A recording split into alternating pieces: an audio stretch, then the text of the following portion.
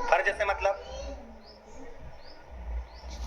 जब शिव मंदिर से वापिस आए, जो पत्ती बेलपत्री फूल शिव जी पे चढ़े थे वो नीचे शिवलिंग पे से नीचे गिर गए हो। एक शिवलिंग रखा है लाना मिट्टी वाला, लाइए जरा उठा के। अब छत्तीसगढ़ में कथा चल रही, थोड़ा ध्यान से सुन लोगे एकांतेश्वर शिवलिंग का पूरा वृत्तांत। तो आप लोग जो पशुपति व्रत कर रहे हो या कोई भी उपास करते हो, कई लोग कहते हैं हमने करा नहीं हुआ। क्यों नहीं हुआ? उसमें हमारी गलतियों को मिटाएं। ये देखिए,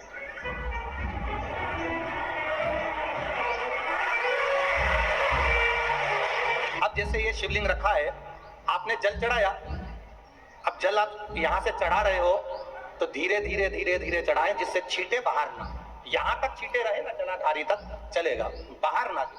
और एक बात का स्मरण रहे, यदि बेलपत्री फूल पत्ती जल चढ़ाने के बाद ये सब अगर नीचे गिर जाए, जलाधारी पर गिर गया या नीचे उतर गया, तुम्हारा पूरा जल चढ़ जाए, तुम्हारे पास में चंदन नहीं है, अबीर नहीं है, गुलाल नहीं है, कुछ भी नहीं हो, तो भी अपने हाथ की 3 उंगलियों से रेखा 3 खींचकर और फिर जो माला आदिकादिक भगवान की रखी थी उसी से भगवान का वापिस पूरा श्रृंगार कर कर फिर वापिस आइए, भगवान को पूर्ण श्रृंगार।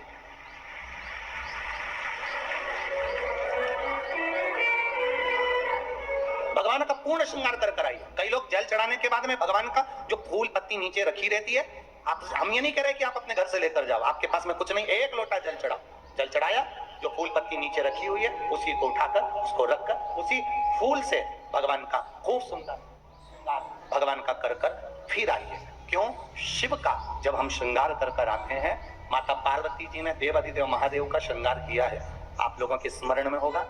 राम जी ने माता जानकी का श्रृंगार किया है। रामचरित सुनिए कथा, रामायण सुनिए आप लोगों ने, रामायण सुनी होगी तो उसमें माता बैठी है शिला के ऊपर और भगवान राम उनका श्रृंगार कर रहे हैं, एक कौवा आता है वो चोंच मार कर जाता है, ये सारा वृत्तांत आप लोगों ने श्रवण किया है। तो राम जी माता सीता का श्रृंगार करते हैं, भगवान कृष्ण राधा जी का श्रृंगार करते हैं। केवल एक देवाधिदेव महादेव की कथा ऐसी है जिसमें पार्वती जी शिव जी का श्रृंगार करती है। शिव का श्रृंगार किस लिए? क्यों?